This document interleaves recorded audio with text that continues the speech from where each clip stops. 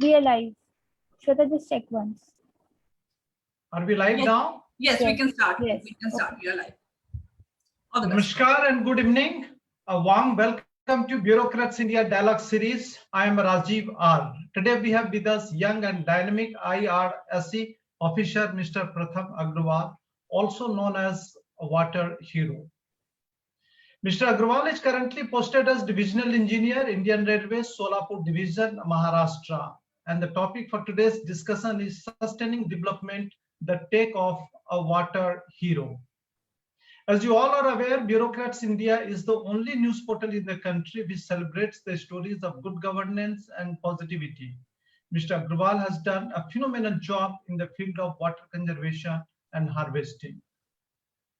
He deserves kudos for what he has been able to do, and we all should be part of every water conservation effort because more than 50% of our population has no access to safe drinking water, and about 200,000 people die every year for lack of access to safe water in India. Good evening, Prathamji, and welcome to this edition of Bureaucrats India Dialogue Series. Good evening, Rajiv ji. Thank you so much for the honor and the warm welcome. Thank you so much, Prathamji. As you know that in this Bureaucrats India Dialogue Series, we do talk about the positive stories related to good governance, and the kind of job you have done is really very inspiring. So we would like to know, Prathamji, how did you become a water hero? Tell us about the story which helped you win the laurel of water hero from the Union Jal Shakti Ministry. To be very frank, water hero is a very big word. And but I believe that to solve the water crisis, everyone should and must become a water hero. Speaking about my childhood, I would like to rewind back and state how this water conservation has come to me. Since childhood, I have always had an obsession of saving water. And once I had joined railways, I was in a position to save water. And in my first posting tenure, I had managed to install rooftop rainwater harvesting systems in all the railway buildings in my jurisdiction. So that gave me a lot of confidence.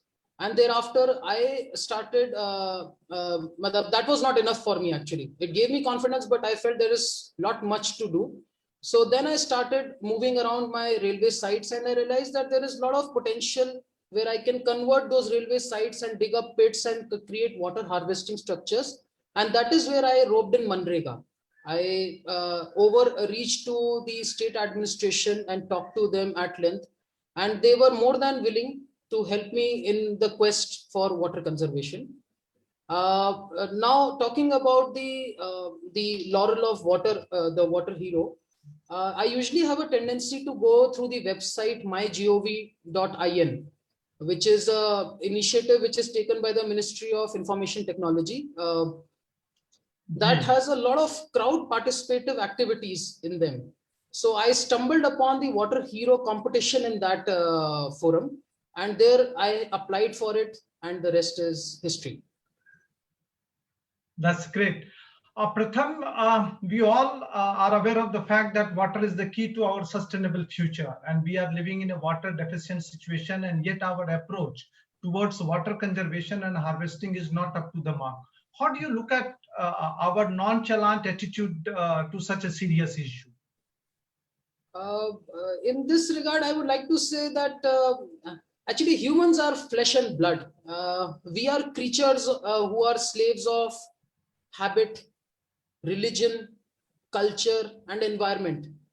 And we conform to our limitations. And I feel that our species is trained to react to danger which is imminent.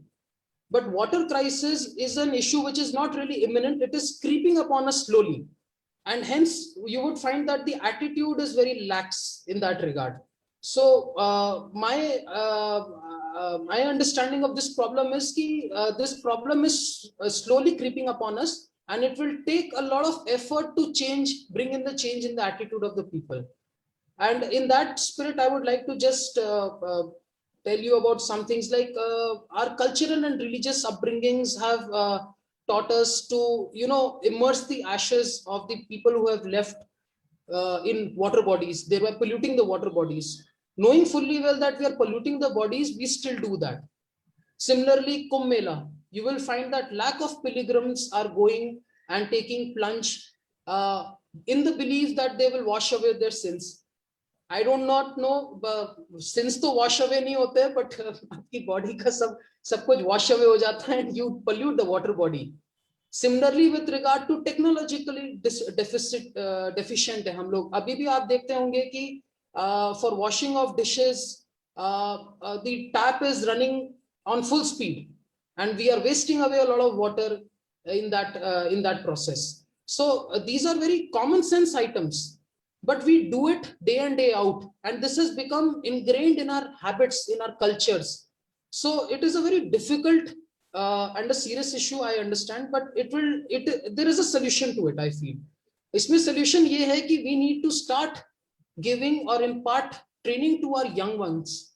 Schools में value, जहाँ हम लोग physical training का एक जैसे एक period होता है, योगा का एक पीरियड होता है, ऐसे वाटर कंजर्वेशन का भी एक पीरियड होना चाहिए जहां पर हम लोग प्रैक्टिकल डेमोन्स्ट्रेट करें और उनको सिखाएं कि बच्चों को कि कैसे हम वाटर को कंजर्व कर सकें. And believe me, I have done some work with the यंगलिंग्स.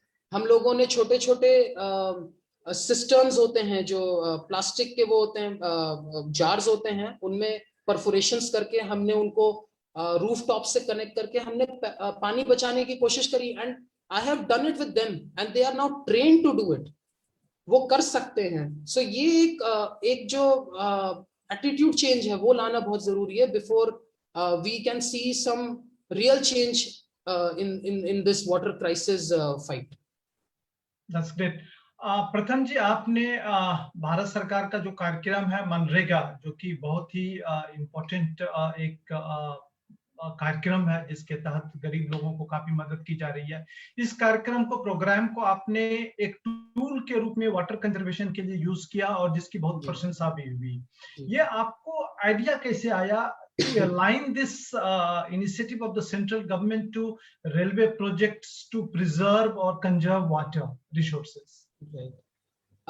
इसमें राजीव जी मेरा ये कहना है कि मनरेगा जब ये स्कीम आई थी, बड़ी इंटरेस्टिंग बात यह है कि मनरेगा का पूरा झुकाव वाटर कंजर्वेशन की तरफ ही है.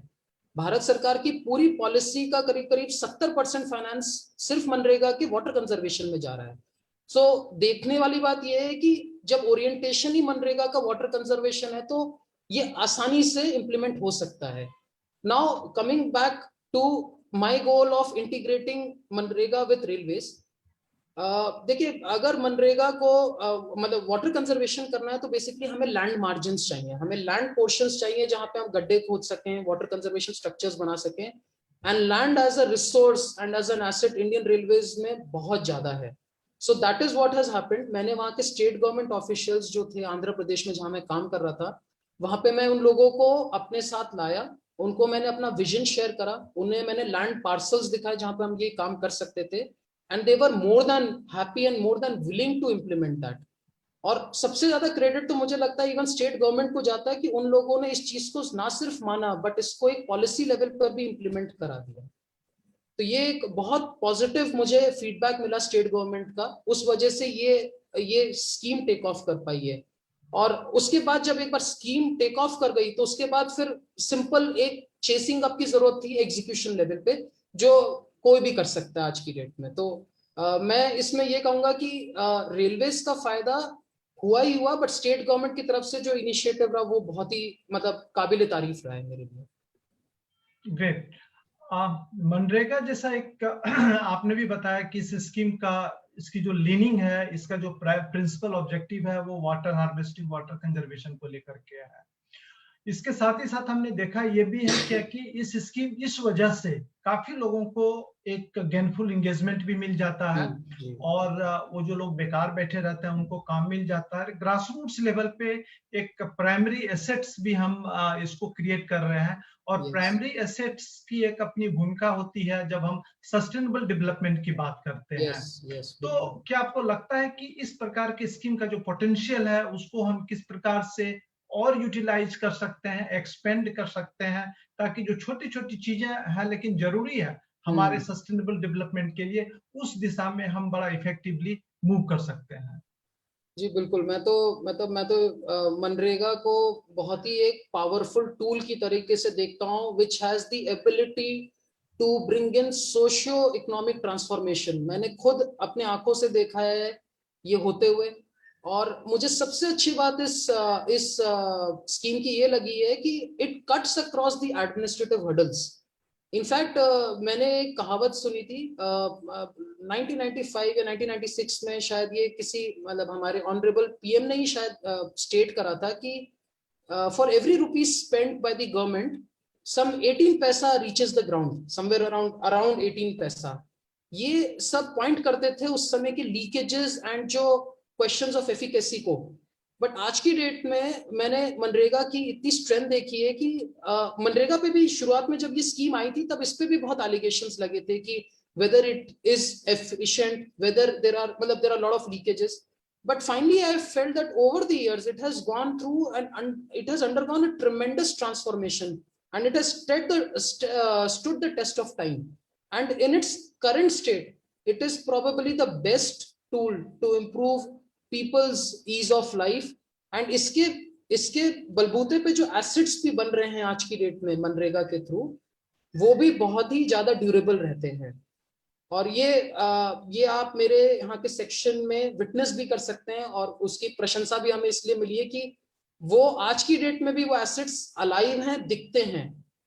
तो मेरा मानना है कि MNREGA will and surely will succeed, and इससे जो भी एसोसिएटेड लोग रहेंगे वो इसकी बेनिफिट में रहेंगे हमेशा।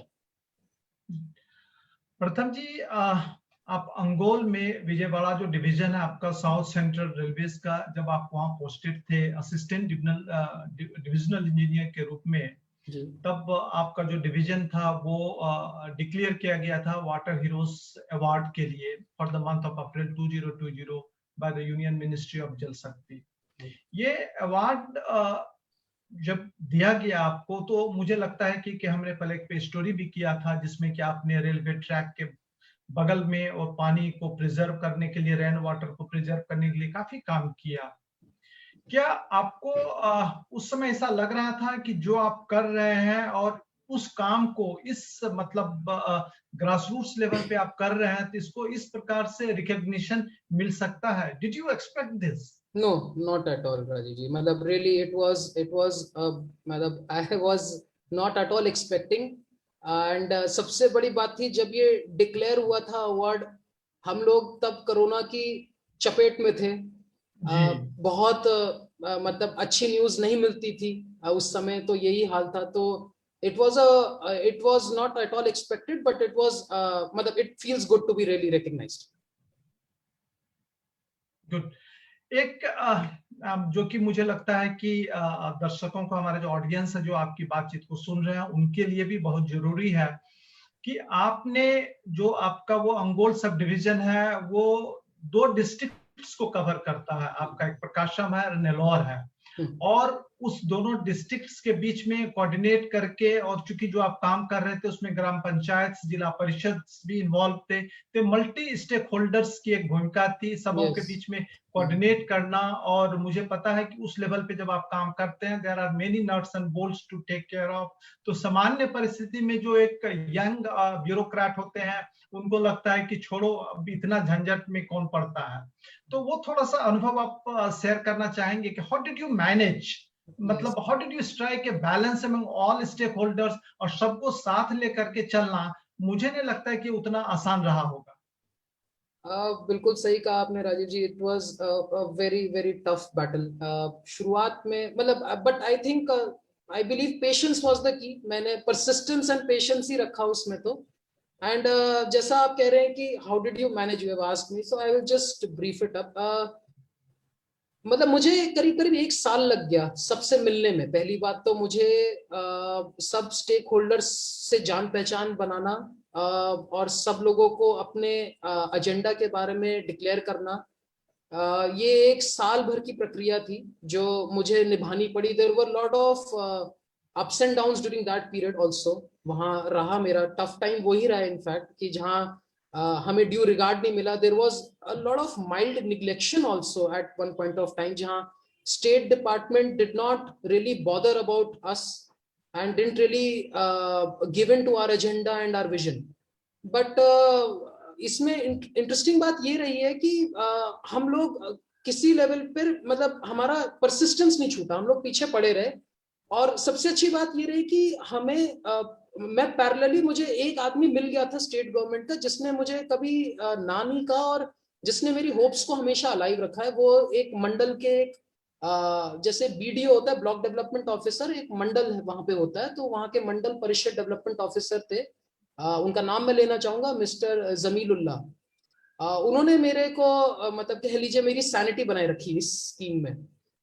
और इंटरेस्टिंग बात ये भी मैं आपको कहना चाहूंगा कि जनरली ब्यूरोक्रेसी में रेलवेज अपने आप में संपूर्ण है, उसको किसी की जरूरत नहीं होती है सच। और ऐसी स्टेट डिपार्टमेंट भी अपने आप में पूरा कंप्लीट है। Both can work in independent silos and can work totally independently, कोई किसी की जरूरत नहीं होती है। बट मेरा विजन ये था कि अगर हम लोग मिल जाएं तो इसमें एक कॉमन आदमी की स्थिति इंप्रूव होती है, मतलब the delivery of services and the result will come to the general public. और उसी विजन को मैंने अलाइव रखा। And that is why what I did was, मेरी मिलने के बाद जब मैं 1 साल में सब लोगों से मिल लिया, उसके बाद मैं सारी ग्राम सभा, ग्राम जिला परिषद मीटिंग्स, ब्लॉक डेवलपमेंट मीटिंग्स, ग्राम परिषद मीटिंग, सब में बैठा हूँ। सब इश्यूज पे मैंने सबसे बात करी है। मैंने आश्वासन दिलाया जनरल पब्लिक को, वहां के लोगों को, कि एक रेलवे का आदमी है जो आपकी बात सुन रहा है और आपके प्रॉब्लम्स को एड्रेस भी करेगा। और अच्छी बात ये रहती थी कि जो भी प्रॉब्लम्स थी, majority of those problems were tackleable. ऐसी कोई बहुत रॉकेट साइंस वाली बातें ही नहीं होती थी, बहुत सिंपल। भाई वहां पे रोड में कुछ प्रॉब्लम आ गई, आप ठीक कर दीजिए, कर दिया। यहाँ पर कोई पैसेंजर इम्यूनिटी को कोई इशू आ रहा है, ठीक कर दीजिए, कर दिया। तो वो करने के बाद मेरा ट्रस्ट एलिमेंट बढ़ गया। वहां के सरपंच, वहां के जो ग्राम सभा के लोग, वहां के जो एडमिनिस्ट्रेटर्स मेरे ऊपर फेथ डेवलप करने लगे।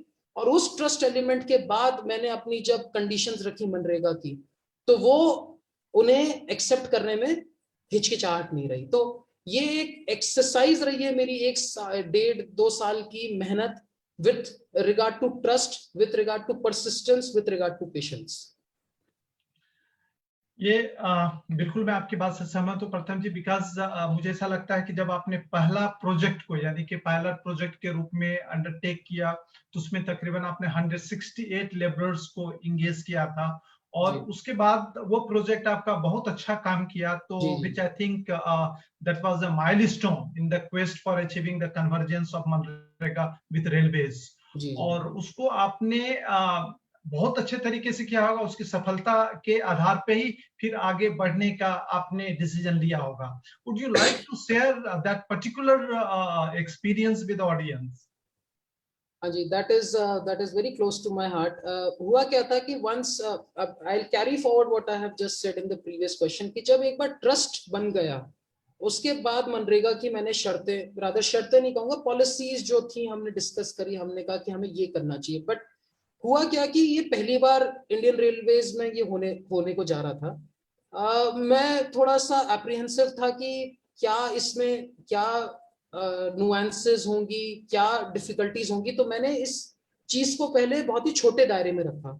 जैसे मैंने आपको पहले रिवील करा कि मैंने हमारे जो जमीलुल्लाह साहब थे, उन्होंने बहुत सपोर्ट करा, तो मैंने उन्हीं के जुरिस्डिक्शन में एक पायलट प्रोजेक्ट कंडक्ट करा दिया। मैंने कहा let us take these 168 labour, और जितने भी वर्क हम लोग कर सकते हैं मनरेगा में, करा के देखते हैं। तो बेसिकली मैंने ये मकसद रखा था कि एक बार मैं ये पायलट प्रोजेक्ट कराऊं, इससे जो चैलेंजेस और लर्निंग्स हैं उसे डॉक्यूमेंट करूं, और फिर मैं ये चीज को अच्छी तरीके से बाकी सब डिस्ट्रिक्ट्स में प्रोजेक्ट करूं। एक बार वो पायलट प्रोजेक्ट सक्सेसफुल होगा, उसके बाद फिर मैं जाके लोगों से अपनी और डिमांड्स रख सकता हूं। तो मकसद वही था जो मैं फिर फाइनली सक्सीड हो पाया था बाद में।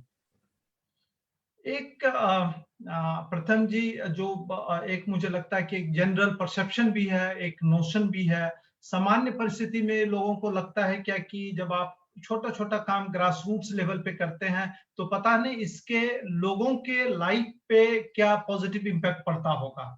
हालांकि हर एक जो भी डेवलपमेंट वर्क होता है उसकी एक ऑडिट रिपोर्ट आती है, ऑडिट रिपोर्ट में सारी बातों का जिक्र होता है, लेकिन जनरल डिस्कशन में लोगों को कहीं ना कहीं थोड़ा सा डाउट होता है कि मनरेगा पे इतना काम हो रहा है, आपने रेलवे ट्रैक के किनारे आपने खाई बना दिया, उसमें पानी का जमा हो रहा है, तो इससे लोगों का जो ईज ऑफ लाइफ है उससे उस पर क्या फर्क पड़ने वाला है, जबकि सरकार इतना पैसा इस पे खर्च कर रही है। सामान्य रिएक्शन यही होता है, मतलब एक कॉमन जो रिएक्शन होता है वो यही होता है कि इसका क्या। तो लोगों में ये कहीं ना कहीं शायद हम यह समझा नहीं पाते हैं लोगों को कि इसका लॉन्ग टर्म पॉजिटिव इंपैक्ट उनके लाइफ पे और आने वाले जनरेशंस पे कितना पॉजिटिव होगा।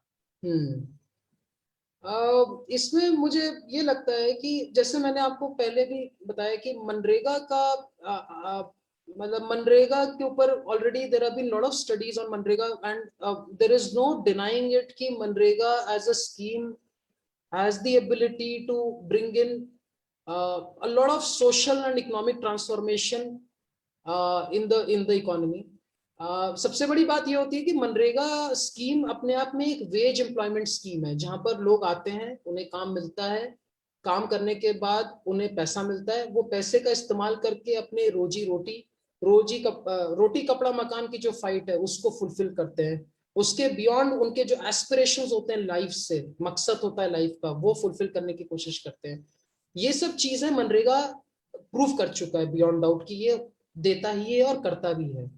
अब इसमें फायदा ये होता है कि और इसमें एक और बात मैं कहना चाहूंगा कि हमारा जो एक कॉन्स्टिट्यूशनल प्रोविजन भी कहता है कि right to life with dignity, ये भी एक संपूर्ण तरीके से ये मनरेगा पूर्ण करता है। तो मतलब मेरे कहने का ये मकसद है कि मनरेगा की एफिकेसी पर अब कोई डाउट नहीं है, और मनरेगा as a scheme is here to stay and here to stay for long. And सबसे इंटरेस्टिंग बात ये रही है कि कोरोना काल में जब आप देख रहे हैं जो पिछले साल का फाइनेंशियल बजट 60,000 करोड़ था, आज की डेट में वो 1.5 लाख करोड़ हो गया।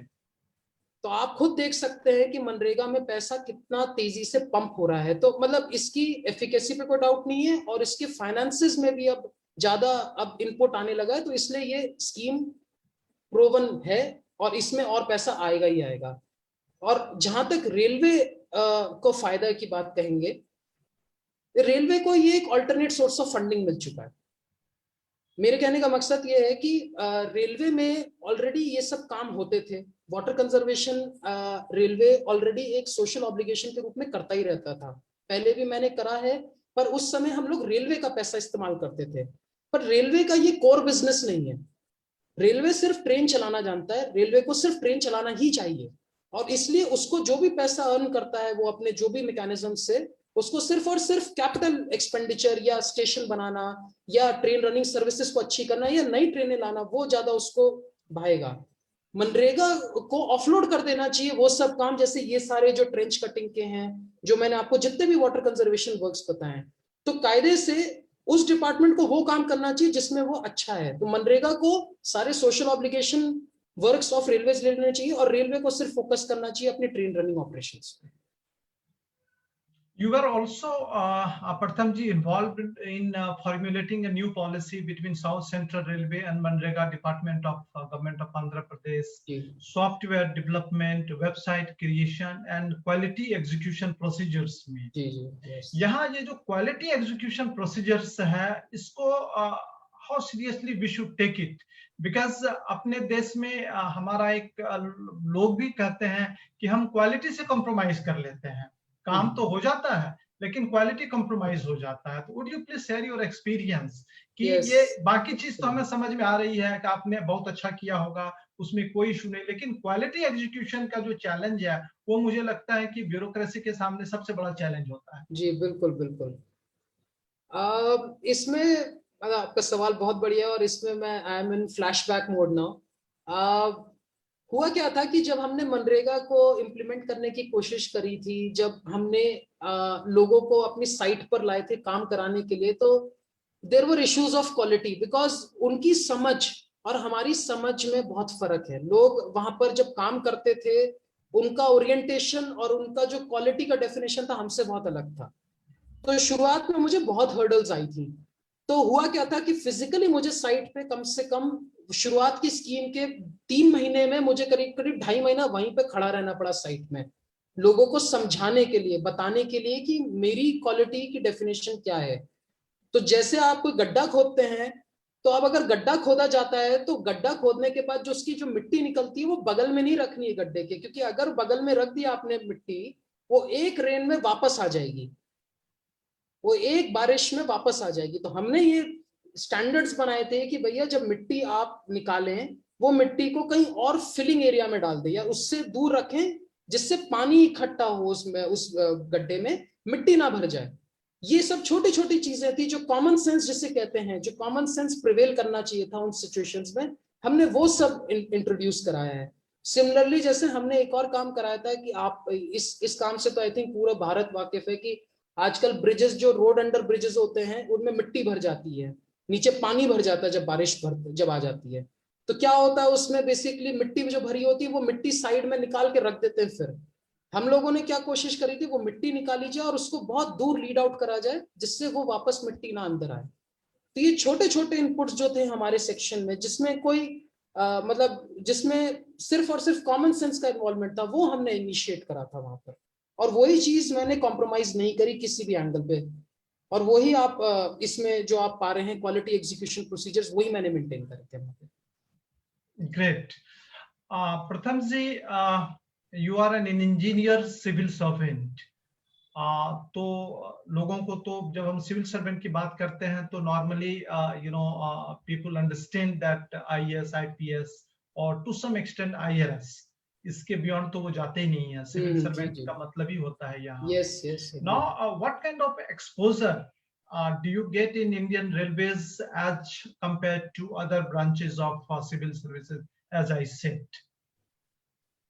कहीं आपको ऐसा लगता है क्या कि अगर मैं आईएएस होता तो शायद चीजों को और बेटर कर सकता है, या इस तरह की कोई बात नहीं होती है? नहीं, ये मेरा पर्सनल बिलीफ है और ये मेरा खुद का मानना है, और ये मेरी बोन्स भी कहती हैं कि ऐसा कुछ नहीं है। आपको देश सेवा के रूप में कोई भी जो सर्विस मिलती है, सब बेहतरीन सर्विसेज है। In fact I feel railway service तो शायद बेस्ट सर्विस है, because the kind of exposure I have, I feel is unparalleled, is totally unparalleled. Train running is a very massive exercise, and आप मतलब सुन के हैरान भी होंगे कि मुझे मतलब ट्रेन चलाने के लिए और उसको मतलब ऑन टाइम रखने के लिए we have to interact with close to 10 departments on a daily basis. And सबसे बड़ी बात यह है कि in our working there is an inherent contradiction to balance safety, punctuality and timely delivery of services vis-a-vis staying within the bounds of rules. हमें दोनों को balance करना है। So with that in mind we are always on our toes almost every day. मतलब मेरा जैसे train नहीं रुकती है वैसे हम लोग भी नहीं रुकते, हम लोगों को डेली काम करना है। मेरे लिए Saturday, Sunday, Monday everything is the same, and I am very passionate, और मुझे बहुत मजा आता है काम करने में रेलवे में। And the most joyous moment is ki when we put in, every day we are here for system improvement, so whenever we put in small effort, it brings in tremendous results. So that is a joy which is unparalleled, and I experience it day in day out. And I would not like to compare to the other services, but I feel my service is one of the finest services of the country. That's great. Pratham ji, you are also one of the most sought after speakers on Manrega. You have delivered a number of talks on various platforms. Do you think that the people are really serious about water conservation and a government program like Manrega? No, really. Very honestly, Rajiv ji, no, I don't feel that. हमारे normal citizens आज की date में जो ये fight for रोटी कपड़ा मकान है इसी में बिजी रहते हैं, तो मुझे तो नहीं लगता है कि ये चीज अभी तक कॉमन मैन इसको सीरियसली लेता है. एंड एज यू सेड, मैंने मतलब इतने टॉक्स दिए हैं और मेरा इतना इंटरेक्शन रहा है लोगों के साथ कि the general impression around is कि ये गवर्नमेंट का काम है, वाटर कंजर्वेशन गवर्नमेंट को ही करना चाहिए. तो ये एक सोच की प्रॉब्लम है जो धीरे धीरे बदलनी होगी. मतलब it's really very unfortunate Yes, that it is, people it think is. like this. Yes. Pratham ji, any moment which you'd like to share with us as the best one in your career so far? मुझे लगता है कि इस प्रकार के बहुत moments हो गए होंगे, बिकॉज आप ग्रास रूट लेवल पे काम करते हैं, आप डायनामिक हैं, आप लोगों से के बीच में रहते हैं, तो there must be many such memories. इसमें मेरा ये कहना है कि एज गवर्नमेंट सर्वेंट हमारे लिए जो सबसे crowning moment of our career ये होता है कि when we can set some legacy, some system which can stand the test of time. And मेरे केस में भी यही हुआ है. जो मेरे लिए, जो आप बोल रहे हैं, जो best moment of my career happened just a week back. In fact जब मैंने ये मनरेगा का सेटअप मैंने आंध्र प्रदेश में 2016 से लेके 2019 के बीच में स्टैब्लिश करा था ये पूरा. और 2019 के बाद मैंने आंध्रा से ट्रांसफर होके I have come to now Maharashtra.